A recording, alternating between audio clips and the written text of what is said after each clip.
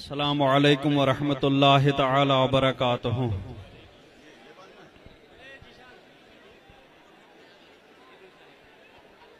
नहमदुहु व नुसल्ली व नुसल्लिमु अला रसूलिहिल करीम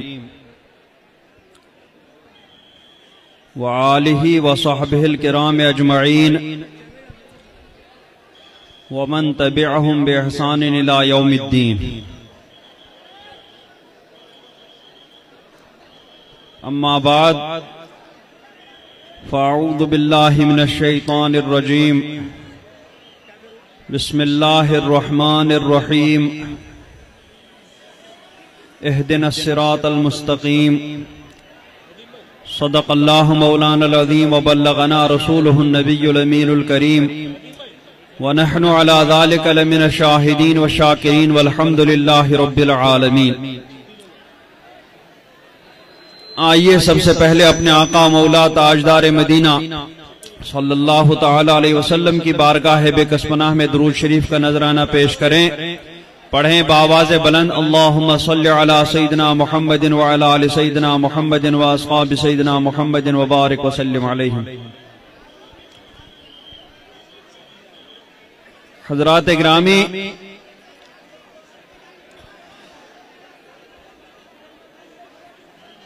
औलाद की तरबियत की इस्लाम में बहुत बड़ी अहमियत है, क्योंकि औलाद से उसकी माँ बाप तभी एहतराम और फरमाबरदारी की उम्मीद रख सकते हैं जब वो उसकी अच्छी तरबियत करेंगे। अगर उसकी तरबियत में थोड़ी सी भी कोताही की और फिर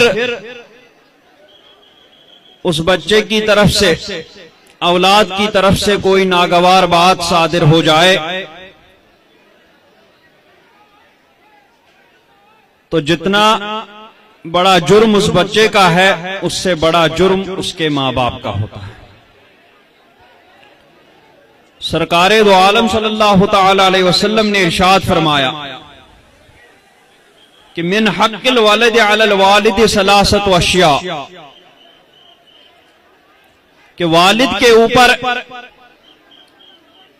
औलाद के 3 हक हैं।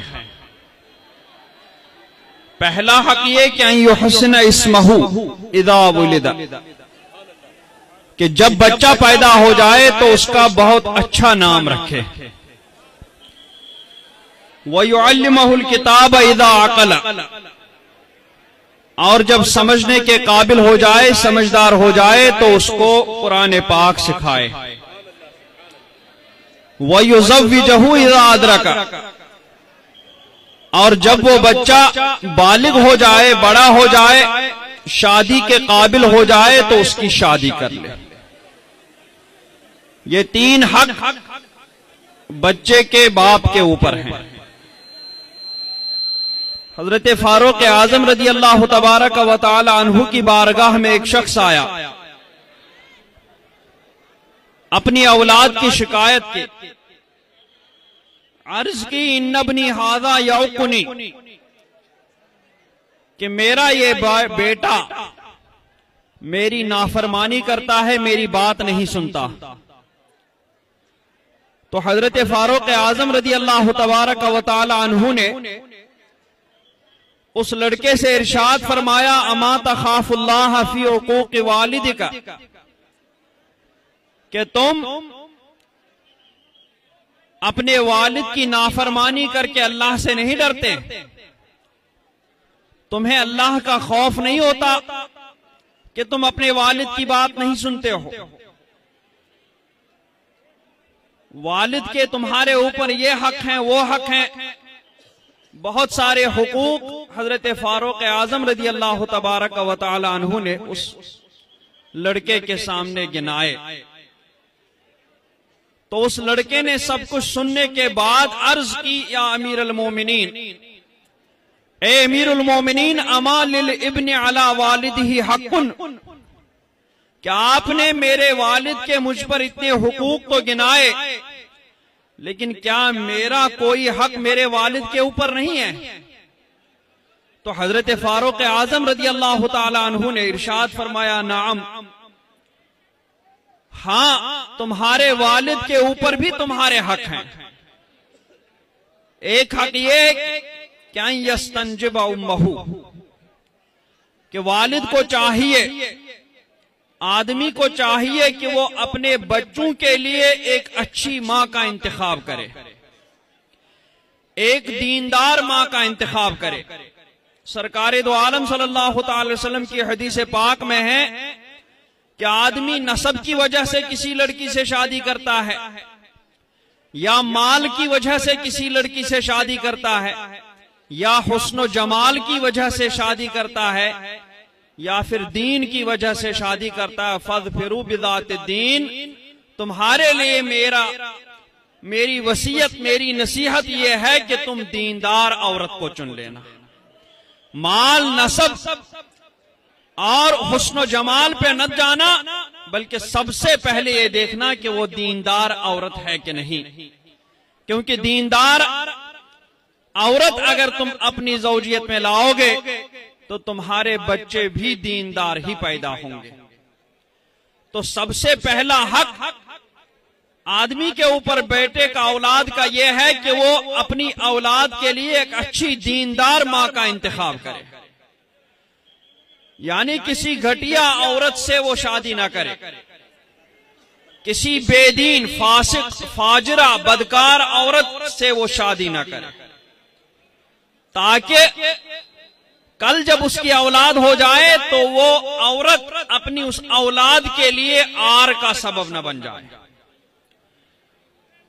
और फरमाया कि वालिद के ऊपर औलाद का यह भी हक है, वह युहसिन इस्महू, कि उसका अच्छा नाम रखे, वह युअल्लिमुहुल किताब, और उसको किताब भी सिखाए। तो बेटे ने यह सुनने के बाद अर्ज की, ए अमीरुल मोमिनीन, फवल्लाहि मस्तंजब उम्मी, न तो इसने मेरे लिए एक अच्छी शरीफ मां का इंतखाब किया, वमा हिया इल्ला सिंदियतुन इश्तराहा बिअरबई मिअति दिरहमिन, बल्कि इसने 400 दिरहम में एक औरत को खरीद करके उसको मेरी मां का दर्जा दे दिया, उसको मेरी मां के लिए इंतखाब किया। वला हसन इस्मी, और न ही मेरा अच्छा और बेहतरीन नाम रखा, बल्कि मेरा नाम जुअल रखा, जो नर चमगादड़ को कहते हैं। वला अल्लमनी मिन किताबिल्लाहि आयतन वाहिदा, और ना ही मुझे कुरान पाक की कोई एक आयत सुनाई, सिखाई भी नहीं। फल्तफत उमर, हजरत फारूक आजम रज़ी अल्लाह ताला अन्हु ने उस लड़के की ये बातें सुनने के बाद फरमाया कि तुम मुझसे ये कह रहे हो कि तुम्हारा बेटा तुम्हारी नाफरमानी कर रहा है, तुम्हारी बात नहीं सुन रहा है, तुम तो इससे पहले उसके साथ नाफरमानी कर चुके हो, अब तुम उसकी नाफरमानी की शिकायत मेरे पास क्यों कर लेकर आ रहे हो? उसके बाद हजरत फारूक आजम ने उस शख्स को अपनी बारगाह से भगा दिया। एक और बुजुर्ग हजरत अबू हफ्स इस्कंदरानी, उनकी बारगाह में एक शख्स आया और उसने अर्ज की कि मेरे बेटे ने मुझे बहुत मारा, मेरे बेटे ने मुझे बहुत तकलीफ पहुंचाई। तो हजरत अबू हफ्स इस्कंदरानी ने कहा, सुबहान अल्लाह, अल इब्नु यज़रिबु अबाहु, क्या औलाद को तो वालिदैन का एहतराम करने का हुक्म है, और तुम्हारा बेटा कैसे है, वो तो तुम्हें मार रहा है, हो नहीं सकता। तो इसने, बुजुर्ग ने फरमाया कि क्या तुमने अपने बेटे को अदब और इल्म सिखाया? तो उस शख्स ने कहा नहीं। फिर कहा कि कुरान पाक सिखाया? कहा नहीं सिखाया। तो कहा फिर कौन सा काम तुमने अपने बेटे को सिखाया? जब कुरान भी नहीं सिखाया, इल्म भी नहीं सिखाया, अदब भी नहीं सिखाया, फिर तुमने कौन सा काम और कौन सा हुनर अपने बेटे को सिखाया? तो उसने अर्ज की अज़राअह, मैंने काश्तकारी सिखाई अपने बेटे को, मैंने खेती बाड़ी करना सिखाया। तो उस बुजुर्ग ने, हजरत अबू हफ्स इस्कंदरानी ने फरमाया कि अब तुम्हें मालूम है कि तुम्हारे बेटे ने तुम्हारे साथ क्यों ये ज्यादती की, तुम्हें क्यों मारा? उसने कहा नहीं। बोले मैं बताता हूं, तुम्हारा बेटा सुबह सवेरे काश्तकारी के लिए अपने घर से निकला होगा, खेती बाड़ी करने के लिए अपने घर से निकला होगा, क्योंकि कुरान पाक सिखाया होता तो पहले कुरान पाक की तिलावत करता, इल्म सिखाया होता तो तुम्हारे पास आकर के थोड़ी देर तुम्हारी सोहबत में बैठता, तुमसे बरकतें ले लेता, तुमसे दुआएं ले लेता। लेकिन ऐसा कुछ भी नहीं तुमने उससे सिखाया, सिर्फ काश्तकारी और खेती बाड़ी सिखाई। इसलिए वो सुबह सवेरे अपने बैल लेकर के खेती बाड़ी के लिए निकला होगा और बैल उसके आगे आगे चल रहे होंगे और कुत्ता उसके पीछे पीछे चल रहा होगा। और चूंकि कुरान पाक भी नहीं सिखाया कि कुरान पाक की तिलावत करते हुए जाता, इसलिए वो चलते चलते गुनगुनाने लगा होगा, गाना गाने लगा होगा। जो ही गुनगुनाने लगा होगा उसी वक्त तुम उसके दाएं बाएं किसी तरफ से गुजरे होंगे और तुम्हें गाय या बैल समझ करके उसने डंडा तुम ही के ऊपर चलाया होगा और उस तरीके से उसने तुम्हारे साथ ज्यादती कर ली होगी। तुम शुक्र करो अल्लाह का कि उसने सिर्फ तुम्हें जख्मी किया, तुम्हें मारा, तुम्हारा सर फोड़ करके तुम्हें मार नहीं डाला। इस पर तुम अल्लाह का शुक्र करो। तो कहने का मतलब यह है कि अगर औलाद बिगड़ जाए तो बिगड़ने में उसका सबसे ज्यादा हिस्सा उसके माँ बाप का भी होता है।